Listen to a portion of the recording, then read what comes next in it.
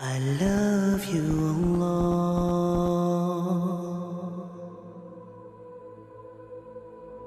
When we die, our soul departs from our body.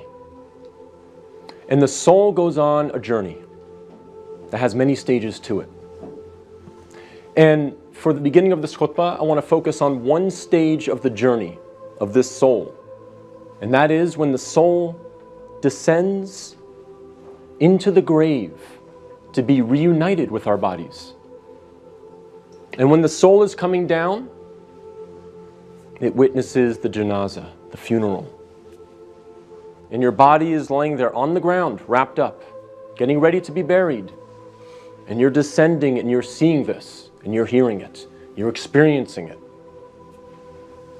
And when the people then take your body and place it in the grave, your soul descends in there, into the grave, to be reunited with your body.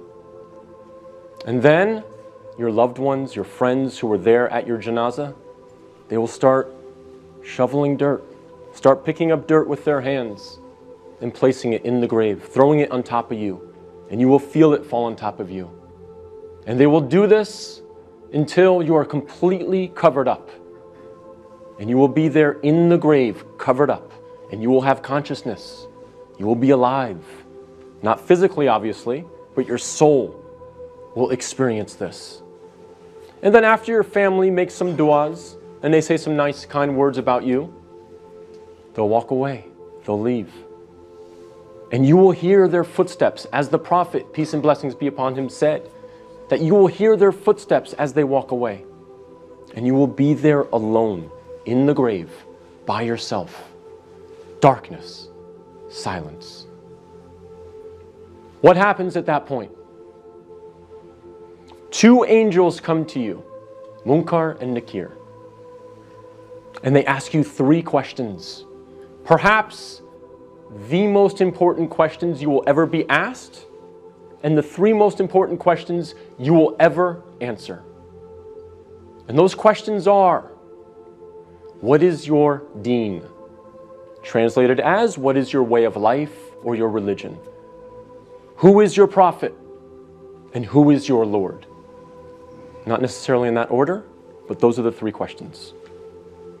And if you answer these questions correctly, all three of them, your stay in the grave will be one of peace. You'll have peace. You'll have pleasure. Until the day of judgment, when the horn is sounded and you are raised up out of your grave. So during that time, if you answer these questions correctly, you will have peace. But if you don't answer these questions correctly, all three of them, your stay in the grave will be full of pain. So we must answer these questions correctly. But here's the problem. A lot of us say to ourselves at this point, I'm good because I'm a Muslim and I know the answers to these questions and I'll answer them correctly. This is a problem. This is called being overconfident. Because, as many of the scholars say, the answer is not given with your tongue. The answer is not given with your brain. The answer is given with your heart. What is in your heart will come out at that moment. And so if you lived your life not praying, not striving to implement Islam, not striving to understand the Quran to the best of your ability, if you spent your life not really striving to be a Muslim, a true Muslim, trying to practice, then Islam really was not in your heart. So we have to make sure that we're striving, again, to the best of our ability. I'm not asking for perfection.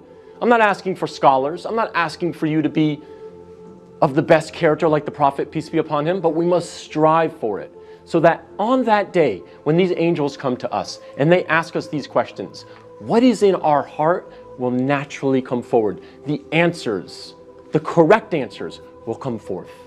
And not the answers of, I was striving for something other than the pleasure of Allah. So we have to make sure that Islam is in our hearts, not just on our lips, not just in our mind.